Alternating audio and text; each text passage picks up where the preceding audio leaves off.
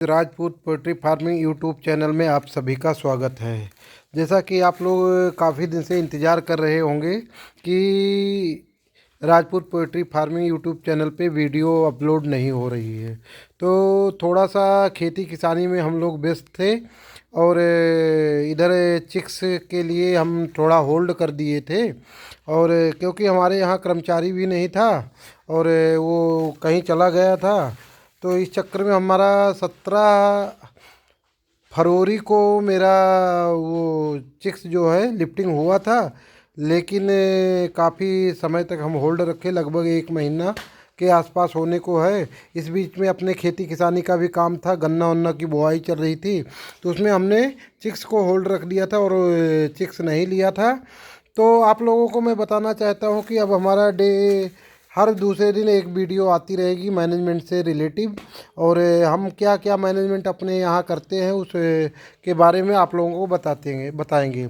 लेकिन सबसे पहले आप लोगों को ये बताना चाहता हूँ कि अगर हमारी वीडियो आप लोगों को अंत में अच्छी लगे, अच्छा सुझाव मिले, तो लाइक शेयर और सब्सक्राइब ज़रूर करें। जय जवान जय किसान।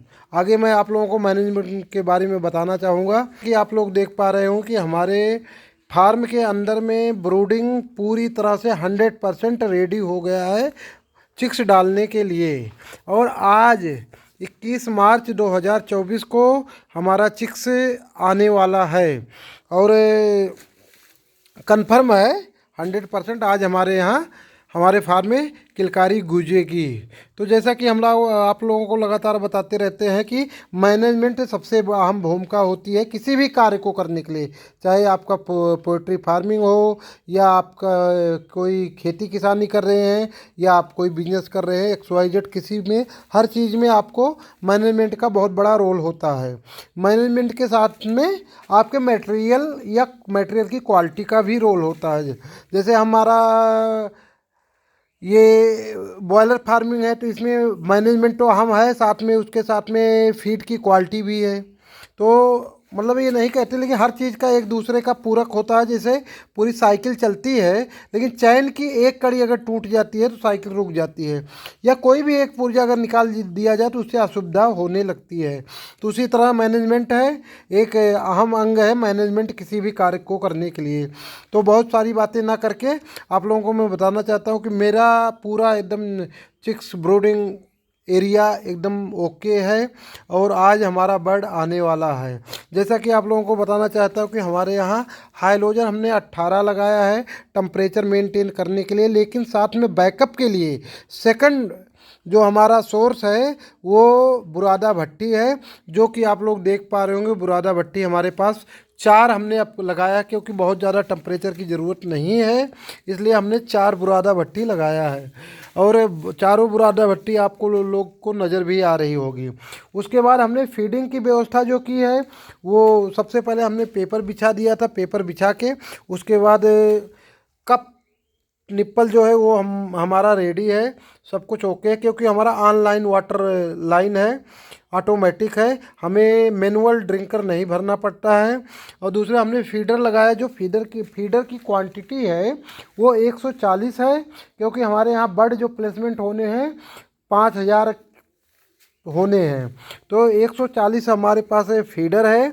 और ये गुलाबी कलर के आप देख पा रहे होंगे, ये पत्तल है, जो डिस्पोजल पत्तल आती है आदमी के खाने के लिए, वो पत्तल हमने लगाया है 150।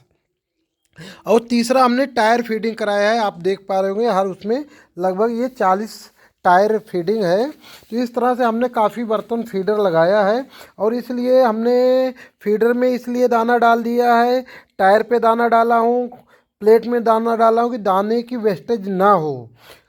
लोग बाग पेपर पे बिछा देते तो क्या करते हैं, बर्ड्स अक्सर पेपर पे बिट करेंगे और दाना भी उसमें जाए, उसमें चोंच मार के उठाएंगे, तो बैक्टीरिया की मतलब कि हाइजीनिक को ध्यान में रख के मैं पेपर फीडिंग नहीं कराता हूँ। मैं प्लेट फीडिंग, टायर फीडिंग और ये फीडिंग कराता हूँ। तो इसमें क्या होता है कि वो उनकी इच्छा टायर पे भी खाए, प्लेट में भी खाए। अच्छा, कई बार मैंने बताया कि जो प्लेट फीडिंग हम कराते हैं उसमें एक फ़ायदा और होता है कि अगर इन केस किसी कारणवश अगर थोड़ा सा टेम्परेचर आपका डाउन होता है, तो ये जैसे हमारे पास 150 प्लेटें हैं, तो हर प्लेट में कम से कम 15 से 20 बर्ड बैठ जाएंगे। हर टायर पे कम से कम 50 बर्ड बैठ जाएंगे। तो बर्ड इकट्ठा नहीं होंगे, झुंड नहीं बनाएंगे कि तर ऊपर मतलब नीचे ऊपर नहीं बैठेंगे। तो इससे अच्छा रहता है। तो इसका दो फायदा होता है कि प्लेट में जब फीडिंग हम कराते हैं तो उससे फीडिंग आसान रहती है इनको, और वायरेशन का संभावना बहुत कम हो जाती है। और हमारे फार्म में पानी के लिए मैंने ऑनलाइन आपको बता ही दिया, ऑनलाइन हमारे यहाँ सुविधा है, कोई दिक्कत नहीं होती कि बर्ड आना है 2 घंटे पहले से पानी लगाना शुरू करें। कुछ नहीं करना है, जब हमारे डिलीवरी ड्राइवर 10 मिनट पहले 1 घंटा पहले कॉल करेंगे, उठ के हम अपना आराम से उठ के क्या करेंगे, जैसे कि डोज जो मुझे फर्स्ट पानी में देना है वो 1000 बर्ड का डोज मैं बता रहा हूँ। 200 ग्राम मीठा सोडा और 500 ग्राम देसी गुड़, यही मैं डालता हूँ। तो मेरे पास 5000 बर्ड आ रहे हैं, तो 1 किलो मीठा सोडा और 2.5 किलो देसी गुड़ ये मिक्स करके मैं डालूँगा। गुड़ को हमने एक बाल्टी में घोल बना के रख लिया है और मीठा सोडा अलग रखा हूँ। जैसे ही मुझे उधर से हरी झंडी मिलेगी कि 1 घंटे में आपके फार्म पे मैं पहुँचने वाला हूँ चिक्स लेके, तुरंत मैं मीठा सोडा को उस गुड़ के घोल में मिला के, उसके बाद एक 50 ml का मेरे पास ढक्कन है, उस ढक्कन से नाप है, उस नाप से मैं सब कप में डाल दूंगा। डालने के बाद टंकी से पानी खोल दूंगा, बस और कुछ नहीं करना, चिक्स आ जाएगा। चिक्स को अच्छा, जो जिस कंपनी का मैं चिक्स डाल रहा हूँ, तो हाँ उसके बारे में बता दूँ। जैसे मेरा 1 महीने डिले हुआ, जिस कंपनी से मैं चिक्स डालता था, पहले मैं जिस कंपनी से चिक्स डालता था शालीमार से डालता था, लेकिन कुछ शालीमार की कंपनी में कुछ मुझे मतलब बहुत ज़्यादा ख़राब तो कंपनी नहीं है, मैं ये नहीं कह रहा हूँ कंपनी ख़राब है, चाहे मेरा मैनेजमेंट सही नहीं हो पा रहा था और या मैं सही ढंग से उसको देख नहीं पा रहा था कि मेरा संतोषजनक मेरे मन का उसमें रिजल्ट नहीं आया। कई बार मैंने सोचा अब देखता हूँ, इस बार देखता हूँ, इस बार देखता हूँ, देखते देखते, लेकिन देखिए, अगर आपका मन कहीं ना लगे या आपको शांति ना मिले किसी चीज़ को करने से, तो वो रास्ता आपको छोड़ देना चाहिए। तो मैंने ये अपने आप को अब की बार फाइनल किया कि मेरा चिक्स चाहे थोड़ा सा डिले हो, लेकिन मैं दूसरी कंपनी ज्वाइन करूँगा। तो मैंने ये शालीमार की, ये नहीं कहूँगा कि शालीमार गलत कंपनी है, बहुत अच्छी कंपनी है, रिजल्ट आता है, हमारा भी रिजल्ट आता है।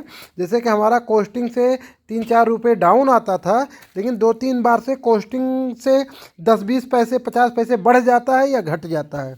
तो मुझे ऐसा लगता था कि मुझे संतोषजनक मुझे रिजल्ट नहीं मिलता था, इसलिए मैंने शालीमार कंपनी को प्यार और मोहब्बत के साथ बाय बाय बोला हूँ। ना मैं मेरी किसी से बिगड़ी है, ना किसी स्टाफ से, ना किसी वर्कर से, ना किसी एम्प्लॉय से। और मैं अपने मतलब कि घर वापसी, जैसे कि मैंने इंटीग्रेशन में जो कदम रखा था, तो सबसे पहले मैंने आईबी कंपनी ज्वाइन किया था।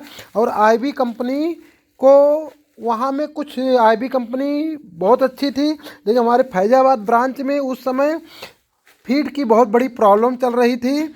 उसमें 24-24 घंटे 48 घंटे चिक्स को फीड नहीं मिल पा रहा था, तो रिजल्ट सही नहीं हो पा रहा था। तो हमने इसलिए आईबी कंपनी को छोड़ा था कि देखो, 2 पैसा कमाने के लिए सभी फार्मर भाई लगते हैं, तो 2 पैसा अगर कमाया नहीं जाएगा तो कैसे काम चलेगा। चोरी चमारी करना नहीं चाहिए किसी को भी, हम हर फार्मर को कहते हैं कभी भी गलत काम नहीं करना चाहिए, ताकि चौड़े में आप मार्केट में खड़े हो जाओ। तो मैं आईबी कंपनी पुनः फिर से घर वापसी समझ लीजिए, मैं ज्वाइन कर लिया हूँ और इंटीग्रेशन मेरा हो रहा आईबी कंपनी से। आज जो चिक्स आने वाले हैं वो आप लोगों को बता देता हूँ कि ये आईबी कंपनी से चिक्स आएंगे हमारे। और हमने सारा मैनेजमेंट कर लिया, सब कुछ फीडिंग वगैरह सब कुछ कर दिया हूँ।